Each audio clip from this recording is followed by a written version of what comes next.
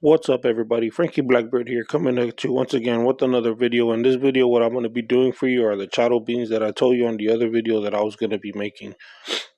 So for this recipe, you will need tomatoes, serrano peppers or jalapenos, a knife, beans of course, some salt pork or bacon, cilantro, onions, rotel. This is the rotel that we used the last time. You can use rotel, it's the same thing. Pepper, salt. This is tomato bouillon, and this is chicken bouillon. We'll be using a little bit of each. And so all we're gonna do is we're gonna take the beans, wash them, rinse them out, remove all the split beans, the ugly beans, and the little rocks, and rinse them from the dirt. And we're gonna chop the vegetables just like pico de gallo. So if you haven't seen the pico de gallo video, go back and watch that. And we're gonna dice the salt pork as well. All right, guys, welcome back. What I went ahead and did was I chopped all the vegetables. If you haven't seen my pico de gallo video, go back and watch it. All you need from pico is this, literally. Add some lime juice and a little bit of salt. Mix it all together and you're good. You want some guacamole, get all this and add an avocado to all that. So what I did was chop the vegetables and I chopped the salt pork. I don't get worried too much about cross-contamination because I'm at the house. All of this is going to go in the same pot within the next 5-10 minutes, and none of this is going anywhere else around the house or anything like that. If you are at a restaurant, you cannot do this. This is illegal. Get two separate cutting boards and cut it in two separate parts of the kitchen. So I will tell y'all that. I don't want to steer y'all wrong, but I will tell y'all that. Do not do this in a restaurant. If you're going to do this in a restaurant, it does have to be separated. Two different cutting boards. A red one for the protein and a green one for your vegetables, or a white one. And at two different, like at a protein station and then a veggie fruit station. All right, guys. So from here, what we're gonna do, we got our pan heated up. We're gonna take our salt pork and we're gonna fry it up.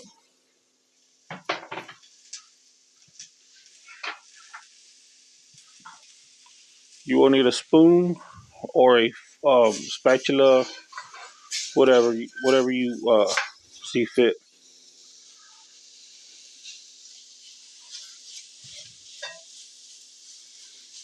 And just go ahead and render this down until you got some nice good bacon chunks.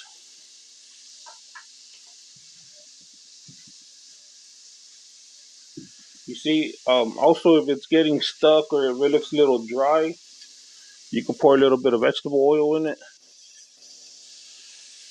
just to help it out a little bit.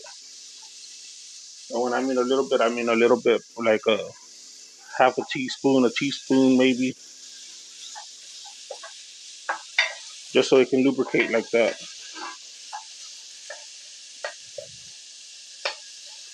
And just go ahead and scrape and cook all this off. Because what we're gonna do is we're frying the bacon. We're gonna cook the bacon so it gets nice and that little crispy bits on the sides and stuff like that. But also, so we keep the fat of the bacon and the flavoring in the pot itself, so we don't cook it in a separate pot. And you know what I mean? All right, guys. I'll be back when I'm finished with the bacon. All right, guys. So we got this bacon or this salt pork fried up to where I want it. You could do more. You could do less. You could even just chop it up and just put it in there at the end. But it's just gonna come out soft. It's gonna retain the same color, and it's just gonna come out soft, and it's gonna be like a little like a gelatinous flavor.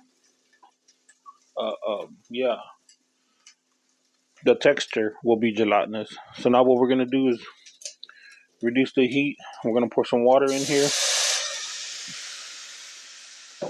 Basically, we're gonna deglaze the bottom of the pan get all those nice bits of flavor off of the pan. See how the water turned like a brownish color from picking up all those bits that were stuck on the bottom. All right, guys. So what we're gonna do is we're gonna go ahead and fill this up with water. Add your beans. The beans are already cleaned, washed, and rinsed. All right. So we put the beans. Go ahead and fill it up.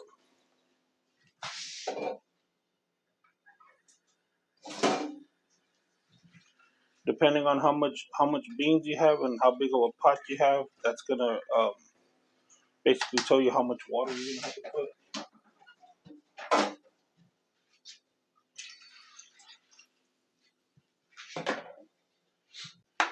Remember, guys, with the beans, you can always add water, but you don't want to ever run out of water. Because if you run out of water, these beans will start scorching from the bottom and they'll taste burned.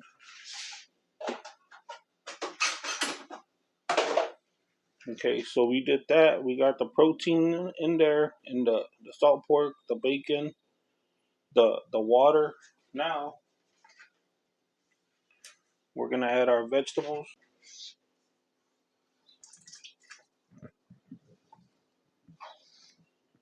Go ahead and add all that in there.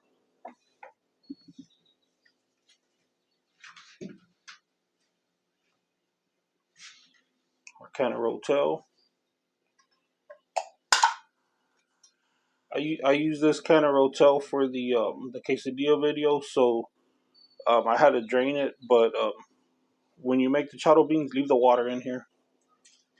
It doesn't hurt. I mean, you could drain it out or not. I always do the water in. It carries flavor.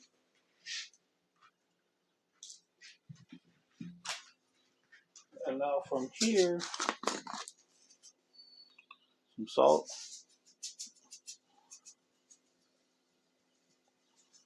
Probably about a teaspoon, 2 teaspoons maybe. Some of this chicken bouillon flavor.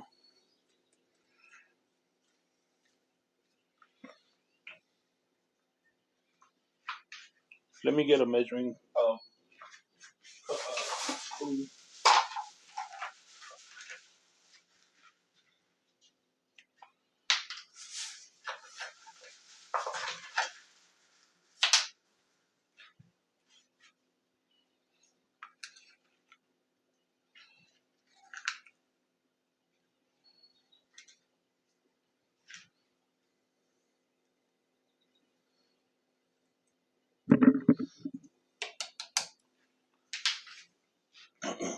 The chicken bouillon was about a teaspoon and a quarter maybe.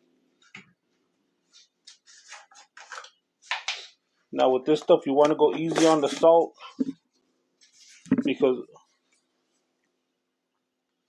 bunch of this stuff already has sodium in it.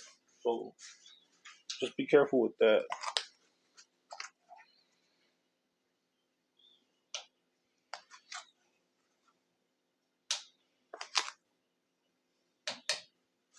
That I did a 1.5 teaspoons of the tomato bouillon. We'll go ahead and put some pepper in it.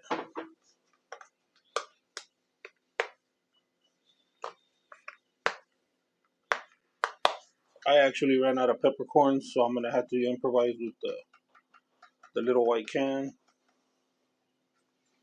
But I'll always go with the fresh cracked black pepper.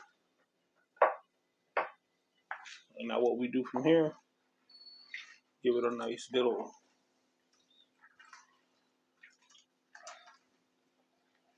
mix. Look at that, guys. Man, that stuff looks good already. Alright, from here, put a lid on it. Remember, guys, if you don't have a pan,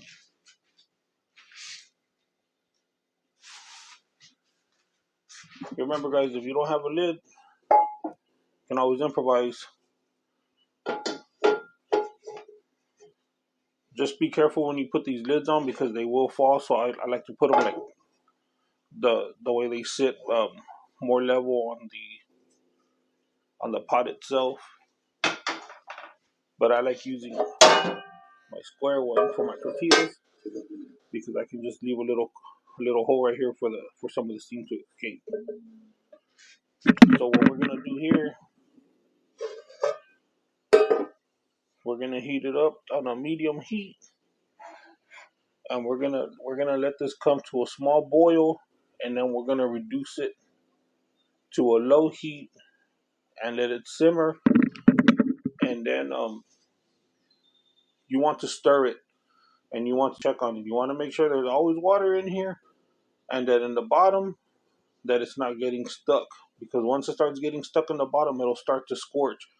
So you have to make sure you reduce the heat.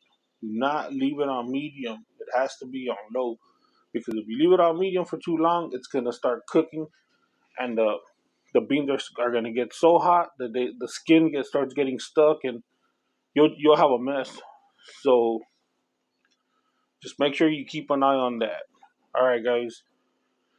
It's gonna take about 2 to 3 hours. Now I'm gonna work on my rice, and that'll be a separate video. But thanks, guys.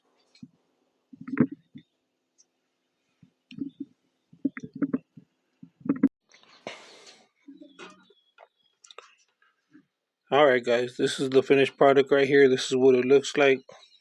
Your charro beans when they're done. Took about an hour and 50 minutes, about 2 hours roughly. You want the beans to be soft. You want to be able to mush them. See that? You want to be able to smash them up.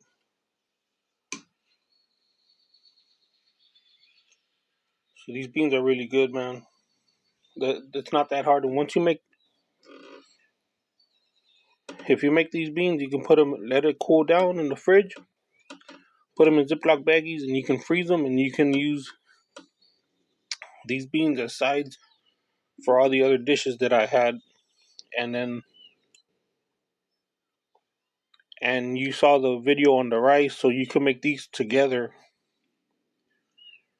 And once again, guys, as always, like, comment, subscribe, share.